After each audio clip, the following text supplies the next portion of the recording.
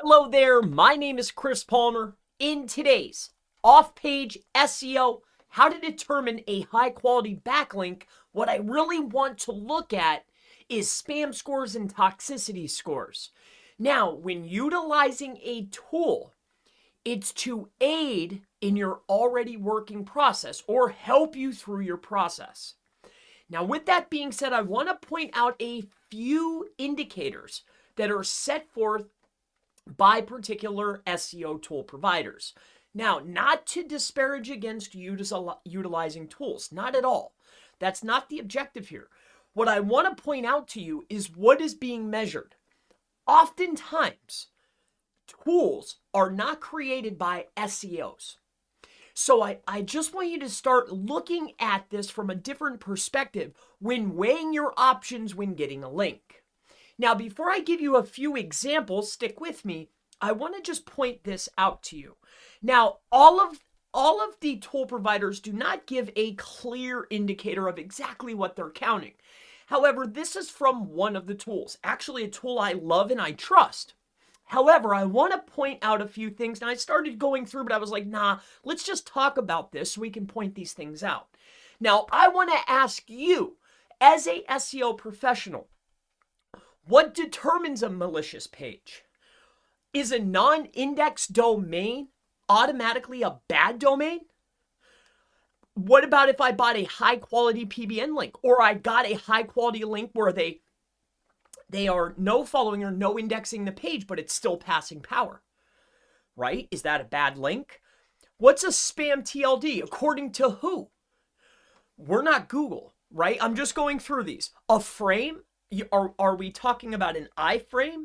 The thing that passes juice? Also the thing that's counted as a backlink inside the same tool? Right? Again, I'm going to go through some of these. Domain backlink profile poor. According to who? According to the tool? According to these metrics? Going down into spam communities, page comment spam. Page comment spam. Premier SEOs, I just want people to see and think about things a little bit differently. That's the only reason I'm making this video. My objective is to help, not to say anything. Comment spam, so stick with me. Comment spam. What about premier experts ranking entire articles on content spam? 95% of the text is comments. Is that not comment spam? So these are just a few metrics. Let's keep going here.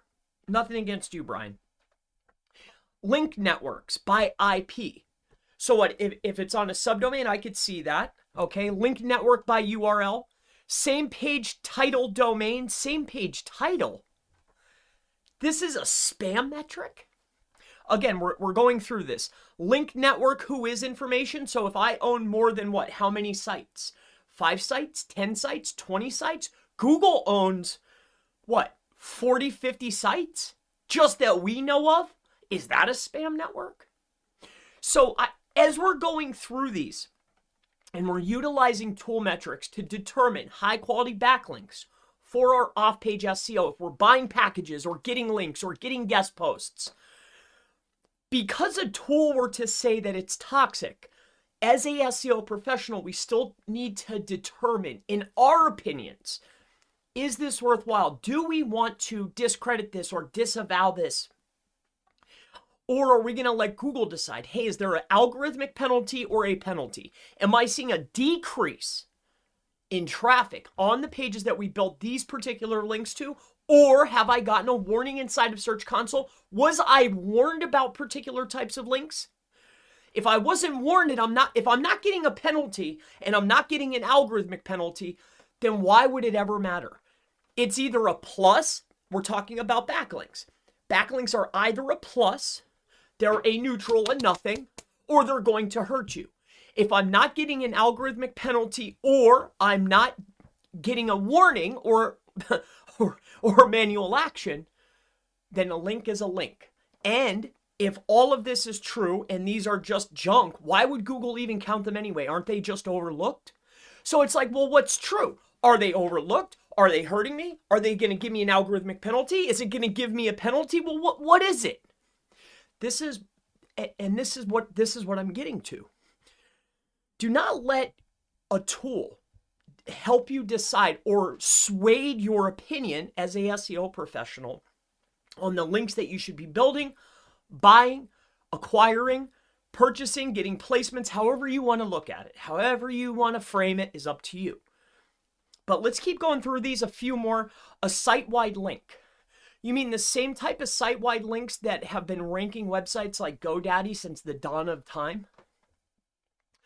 Poor layout. Poor layout. Poor layout.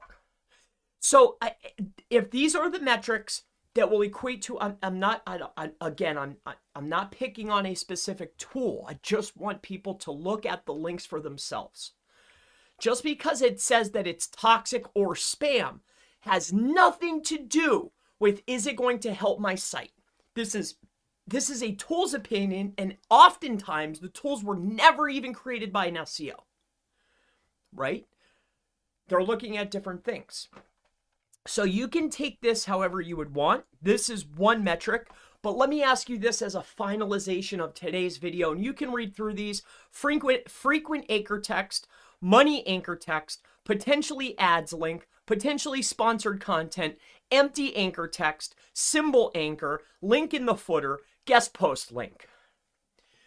These are considered spam metrics. But let me ask you this. 28% or 30% would be considered bad, right? I've read on a particular blog that, anything over the 5% range would be considered a spammy domain. But let me ask you, looking at those metrics, and let's come over here to something like this. If Amazon.com on their homepage or an internal page, their homepage, wanted to give you a link, it's 28% spam score, would you tell them no? I'm asking. How about Pizza Hut? How about pizzahut.com? You're a food business. Pizza Hut wants to give you a link. You going to tell them no? Or better yet, you're selling electronics. How about Best Buy? Best Buy wants to give you a link. You going to tell them no because it's 28% spam score? Well, what's it matter when we're talking about a weaker domain, right? Slightly weaker. And when I say weaker, I mean brand recognition. It's got the same DAPA or trust flow, citation flow, DRUR, same as these big brands, but they have a spam score. They're considered toxic. Why is it any different? What's it matter? The amount of referring domains is the amount of referring domains. The anchor text coming into the site is the anchor text coming into the site, right? You wouldn't say no to these. But if I had a domain that was John Jacob Jingleheimer Schmidt, you never heard of it, but I had 140,000 linking domains, domain authority 91, and a spam score 28, would you tell me no?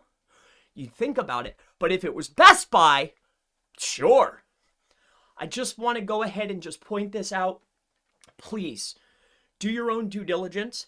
Take a look when determining a high quality backlink. A high quality backlink is from a domain that the overall topic is about your topic, or better yet, a quality link is from anyone that is within your link graph. Are you linking to my competitor or any of the sites that they're linking to? Are you inside of my link sphere? That's a good link. Containing an anchor text that's either branded or naked or has some type of partial match. This could be disputed to the ends of the earth. However, I just wanted to point these things out to you. I just wanted to go ahead and just mention this. How about papajohns.com? Papa John's, 12%. Would you tell them no? National brand. Would you tell them no?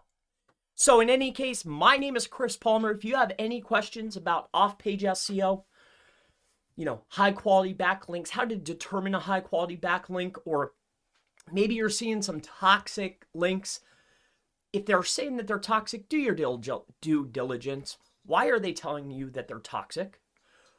In your opinion, is it that toxic? Is it going to bring you traffic? Is it a decent link? Just because it shows up in a tool does not mean that it's bad. I look forward to seeing you in the next video. I'll see you in the next one. Bye-bye.